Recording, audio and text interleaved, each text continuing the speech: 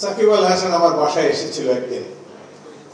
সামরিক বাহিনীর এক কর্মকর্তা আমার পরিচিত, আমার বাসায় নিয়ে এসেছিল। তার সাথে আমার পরিচয় ছিল না, এমনি খেলা দেখেছি টেলিভিশনে। বললো যে আপনার সাথে একটু দেখা করবে, আপনার অ্যাডভাইস নিতে চায়, আপনি অনেকদিন পলিটিক্সে আছেন। আমি তো বিরোধী দল করি, সে তো নিশ্চয়ই বিরোধী দলে যোগদানের জন্য আসবে না। বললে না, আসবে। ঠিক আছে, আমার বাসায় আসলো। তাকে অনেক কথাবার্তা বললাম।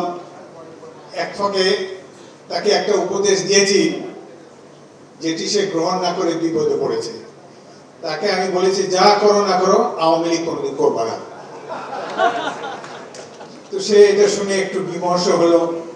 তার ধারণা আওয়ামী লীগে গেলে মন্ত্রী হবে, এটা হবে, ওইটা হবে, এমপি তো হবেই।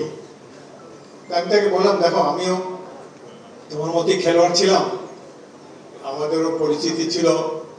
এক সময় পাকিস্তান জাতীয় দলে আমি একাই বাঙালি ছিলাম, আমাদের অনেক সুযোগ সুবিধা নিতে পারতাম আমরা।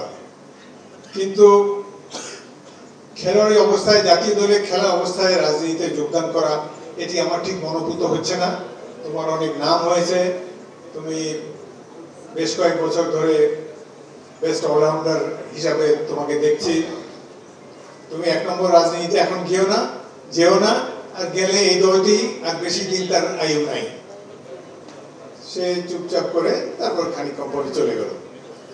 যদি সে আমার কথা শুনতো এবং এইভাবে রাজনীতিতে না যেত, এই ধরনের আমি দামি ইলেকশনের মধ্যে না যেত, আজকে সে অনেক সম্মানের সাথে ঢাকার রাজপথে বিচরণ করতে পারত। এখন তো তার বাড়ি আসাই মুশকিল হবে। এই দেশে একটা পুরনো রাজনৈতিক দল আওয়ামী লীগ, তারা এই দেশের অতীতের খেলাধুলার সকল ট্র্যাডিশনকে পাল্টে দিয়েছে। এদের সাথে ক্রিয়াসুলভ মনোবৃত্তি এদের মধ্যে একেবারেই দেখা যায় না। এরা অনেক ক্রীড়াবিদকেও অনেক বিপদে ফেলেছে। এই দেশের যারা তারকা ক্রীড়াবিদ একসময় প্লেইং জাতীয় দলে খেলছে, যেমন সাকিব আল হাসান, তামিম ইকবাল, মাশরাফি মুর্তজা, এরা জাতীয় দলে খেলা অবস্থাতেই একটা রাজনৈতিক দলে যোগ দিয়েছে। কেউ কেউ এমপি হয়েছে। তামিম যোগ দেয় নেই, বাট এদেরকে অনেকভাবে উদ্বুদ্ধ করার চেষ্টা করা হয়েছে। সাকিব আল হাসান আমার বাসায় এসেছিল একদিন। সামরিক বাহিনীর এক কর্মকর্তা আমার পরিচিত, আমার বাসায় নিয়ে এসেছিল। তার সাথে আমার পরিচয় ছিল না, এমনি খেলা দেখেছি টেলিভিশনে। বললো যে আপনার সাথে একটু দেখা করবে, আপনার অ্যাডভাইস নিতে চায়, আপনি অনেকদিন পলিটিক্সে আছেন। আমি তো বিরোধী দল করি, সে তো নিশ্চয়ই বিরোধী দলে যোগদানের জন্য আসবে না। বললে না, আসবে। ঠিক আছে, আমার বাসায় আসলো। তাকে অনেক কথাবার্তা বললাম। এক ফাঁকে তাকে একটা উপদেশ দিয়েছি যেটি সে গ্রহণ না করে বিপদে পড়েছে। তাকে আমি বলেছি, যা করো না করো আওয়ামী লীগ কোনোদিন করবে না। তো সে এটা শুনে একটু বিমর্ষ হলো। তার ধারণা আওয়ামী লীগে গেলে মন্ত্রী হবে, এটা হবে, ওইটা হবে, এমপি তো হবেই। আমি তাকে বললাম, দেখো আমিও তোমার মতোই খেলোয়াড় ছিলাম, আমাদেরও পরিচিতি ছিল।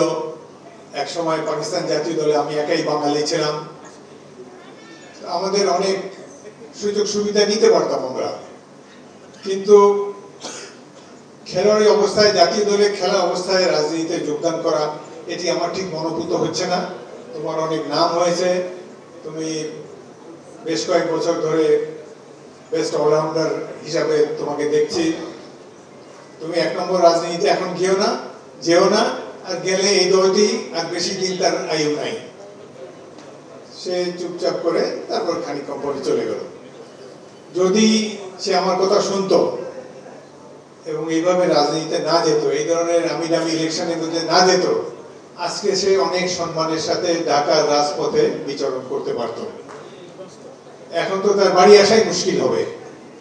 সুতরাং এখানে আরো যারা স্টার ক্রিকেটার, ফুটবলার আছে, হকি প্লেয়ার, বিশেষ করে তামিম ইকবালকেও বলবো, তামিমের যথেষ্ট নাম হয়েছে, তার স্টাইল অফ ব্যাটিং আমার খুবই পছন্দ,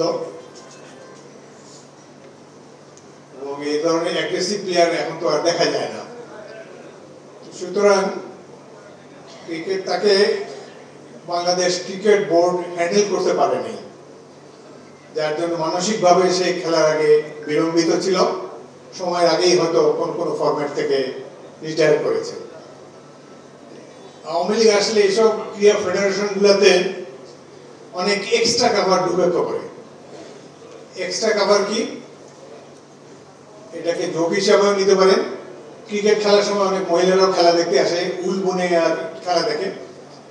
এক মহিলা আরেক মহিলাকে বলছে, আপা এই যে কমেন্টাররা বারবার বলছে এক্সট্রা কাভার এক্সট্রা কাভার, এই এক্সট্রা কাভার জিনিসটা কি? তো যাকে জিজ্ঞাসা করেছে সেই মহিলা বলে, এই যে ক্রিকেটার ফজল মাহমুদ বল করতে আসলো, বল করার আগে গা থেকে এই যে সোয়েটারটা খুলে আম্পায়ারের হাতে দিল, এটাই হলো এক্সট্রা কাভার। তো আওয়ামী লীগের ক্রিকেট বোর্ডে এরকম অনেক এক্সট্রা কাভার আছে যারা জানে না how to handle A cricketer, how to handle A sportsman, যাদের অনেক ফলোয়িং আছে, যারা অল্প বয়সে অর্থ সাথে সাথে খ্যাতি অর্জন করার ফলে কিছুটা ইমব্যালেন্স হয়ে যেতে পারে যদি প্রপার গাইডেন্স তাদের না থাকে। সুতরাং প্রত্যেক আউটস্ট্যান্ডিং পপুলার ক্রিকেটারের একজন অ্যাডভাইজার দরকার, যে তাকে সবসময় লেভেল হেডেড রাখবে, তার মাথাটা যেন বিগড়ে না যায় এবং অল্প বয়সে অর্থানুকূলের কারণে, অর্থ সমাগমের কারণে তার যেন কোনো পদপাঠ করে না উঠতে হয়। এখন আমাদের সময় আমরা যখন খেলতাম, আমাদের সিনিয়র খেলোয়াড়রা অনেক অ্যাডভাইস আমাদেরকে করেছেন এবং আমরাও তাদেরকে ফলো করতাম, ওইভাবেই চলার চেষ্টা করেছি। সুতরাং খুব একটা ব্যতিক্রম হয়নি অনেকের মধ্যে। এখন খেলাধুলায় অনেক টাকা এসেছে, অনেক প্রভাব প্রতিপত্তি, তো সুতরাং যারা খেলোয়াড় তাদেরকে খেলার সুলভ মনোভাব সবসময় ধারণ করে থাকতে হবে। অল্প বয়সের কারণে বিচ্যুতি হওয়ার অনেক সুযোগ থাকে, সে সময় একমাত্র সিনিয়র ব্রাদার অ্যাডভাইজাররা, সিনিয়র খেলোয়াড়রাই জুনিয়র খেলোয়াড়দেরকে সঠিক পরামর্শ দিয়ে লাইনে রাখতে পারে। বাংলাদেশের খেলাধুলাকে এক কথায় নষ্ট করেছে এই ফ্যাসিস্ট আওয়ামী লীগ। আমি নিজেই তার একজন ভুক্তভোগী। 1970 সালে শেষ ম্যাচ পাকিস্তান খেলে ইরানের মাঠে, ফুটবল ম্যাচ। আমি সেই দলের অধিনায়ক ছিলাম। আমরা তিনজন বাঙালি ছিলাম, আমি, পিন্টু আর নুরুন নবী।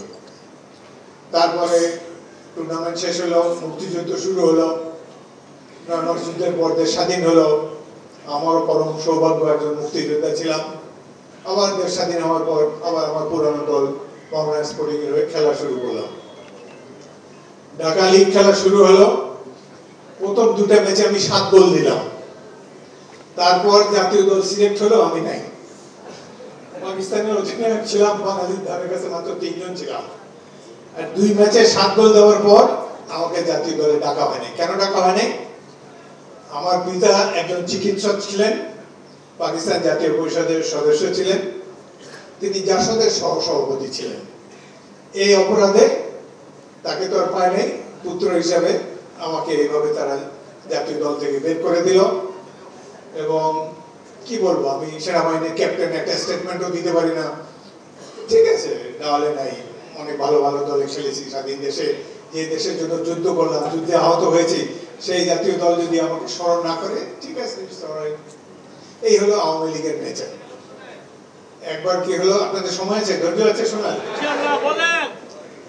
একবার ঢাকায় একটা ক্রিকেট ওয়ার্ল্ড কাপ বা এই ধরনের একটা রিজিওনাল খেলার গ্রুপিং ম্যাচ হবে।